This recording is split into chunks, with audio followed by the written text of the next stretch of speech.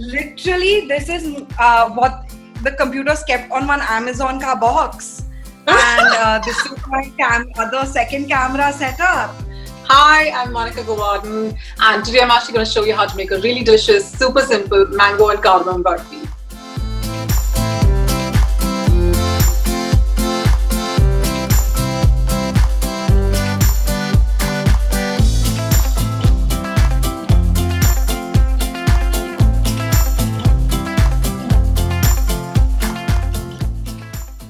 Hi guys, I'm super excited. I'm always super excited. I always start everything like this. Okay, sorry. Hi guys. Today's recipe is going to be a lot of fun. It's with a very close friend of mine, Maunika. I call her Mon. And we met 9 years ago when she was visiting Mumbai from London. And we've stayed in touch. We've been friends over all these years. We try to meet each other once a year. We've taken some trips and we've had a lot of fun. Please follow her on Instagram, check out her website. She puts up some amazing recipes. I also interviewed her on my podcast last year, so I hope you enjoyed this recipe. I've got my dad to come say hi to you. He's been seeing all the recipes online. Hi Maunika, I'm a big fan. Pooja puts all your curries and your misal in it. I still need to try it because we get like ready usal here. Are you ready to teach us how this Ready? is done? Should we start? Are you teaching us how to do? Yeah, please. Wait, I'm gonna... Yeah. Okay, so you'll let's just get all the ingredients first. Yeah, so you've got your saucepan. Yeah. You've got your spatula and you've got your whisk. Yes. Yeah, in terms of the ingredients, you'll need your mango puree. So we need about 250 mils of mango puree. We need about 100 mils of condensed milk. Yes. We need about 100 mils of double cream. Yes, got it. We'll need half a teaspoon of cardamom powder or elaichi. Yes. And we need 240 grams of milk powder. Yes, got it. So in the pan, I'm going to add my mango puree. Mango? The mango puree in the pan. And just give it a stir. On a low heat, just keep it on a really low heat and keep stirring the mango puree, because what you're trying to do is actually get as much of the moisture out, so it'll dry out a little. So for about, I'd say 12 minutes, you want to just kind of keep almost thickening the puree a little bit. While the mango puree is simmering, I'm going to add some pistachio and crush it. Oh, we've crushed it already. You're too good.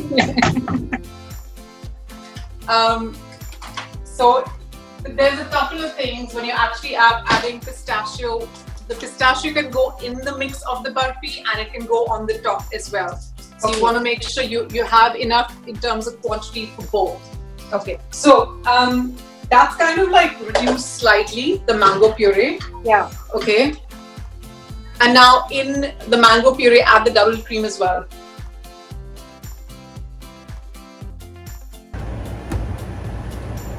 Yum. 100 mils of condensed milk as well. Now, I said 100 mils, but I think the only thing I will say is that that's very dependent on also how sweet your mangoes are. Oh, got it. The ones I get here are really not that sweet. So I'm actually adding 100 mils. If you want to reduce it to like 50 mils, that's great. And just give it a good stir. Like it'll start to kind of thicken slightly, not a lot. And again, just keep an eye on the heat. You don't want the base to burn. So a spatula is perfect for this. So what are we doing now? What are we looking for in this mango barfi right now? You want to make sure, like this stage, when you've added the condensed milk and when you've added the double cream, what you need to ensure is you are thickening it. So this will take at least a good 15 minutes. Okay, not by a lot. It'll just reduce ever so slightly. It won't go dry or anything. So the basic of this barfi is really simple. So when you actually add the puree, you want to actually stir that for a good 10 minutes, and then when you add the double cream, you want to actually make sure you again stir and reduce it down slightly for about 15 minutes. I won't veer away from those timings, because I think sometimes when people say, oh my god, it didn't set, it didn't turn out right, well then you haven't actually simmered it and dried it up for too long. What have you learned about yourself in the last 3 months that you didn't know before? I think resilience, for sure. But also I feel like as if I'm in a position, and I feel very fortunate that, you know, I find so many people sort of so engaged in their own homes and cooking meals. I think that little bit of connection to, like, you know, your own home cooking and doing things at home, I think is just spectacular. So it does blow my mind sometimes when people are like cooking the recipes from the book or from the app or whatever, and they're like, oh, we've tried this and we've tried that, because then you realize that your recipes are actually reaching dinner tables everywhere. Not that they weren't, you know, earlier. I just think now there seems to be such a massive momentum for it. But I think more than anything, what I've learned about myself, definitely resilience and patience. Because don't forget, I have a son. So trying to homeschool and cook and work needs patience, and a lot of it. Okay, so really quickly, I'll show you. Just, can you see that? Yeah. So it's kind of like thickened slightly. It's not as runny as it was. Yeah. Okay, now at this stage, what you want to do is you want to swap. You want to actually swap your spatula for a whisk. Okay. Your favorite equipment, Pooch. My favorite equipment. So I've added about half a teaspoon of elaichi. Yeah. And then the milk powder is the main crucial thing. So what you want to do is your milk powder, you want to add it a few tablespoons at a time. So add a little, Pooch, and then whisk, and then add a little more and then whisk. And at this point, when you're doing that, make sure you turn the heat really low.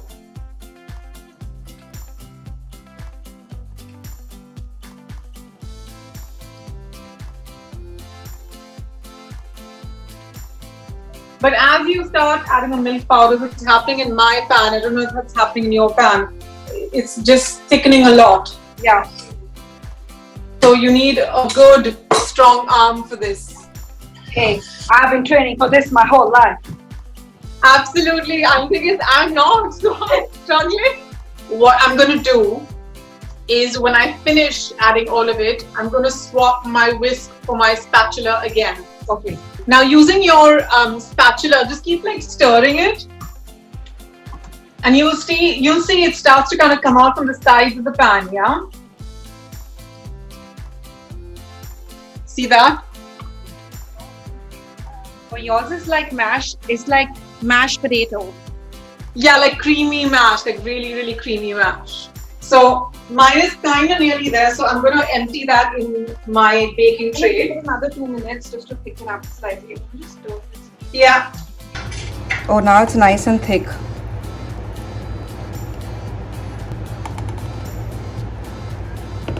Oh, it's beautiful.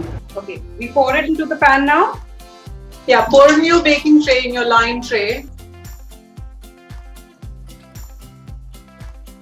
Aha! And I'm going to put the pistachios on top, Pooch.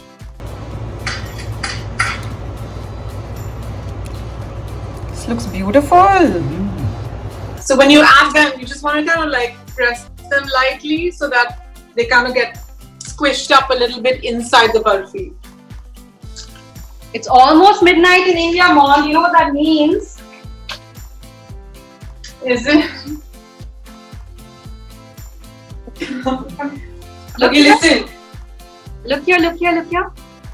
Happy birthday to you. Happy birthday to you. Happy birthday, dear Maunika. Happy birthday to you. I'm gonna blow it, but make a wish while I blow it, okay? Okay. Yes. Happy birthday. Thank you. Happy birthday. Thank you, Uncle. Thank you, Yashvi. Thank you. Okay, you know your baking tray? Yeah. Have you touched it? Yes. What does it feel like? Does it Touch it lightly and tell me. Like a fudge, like a. Yeah, but Pooch, is it sticking to your hand? No. Perfect. Yeah, it's not sticky. That means it'll set. Yes. Okay. So as long as it's not sticking to your hand, because you don't want that wet feeling. Yeah. And this is what it looks like after I set it overnight. It looks beautiful. And it tastes super delicious too. Yeah. So if you enjoyed the recipe, make sure you like, share and subscribe to Pooja Dhingra's YouTube channel. Mwah!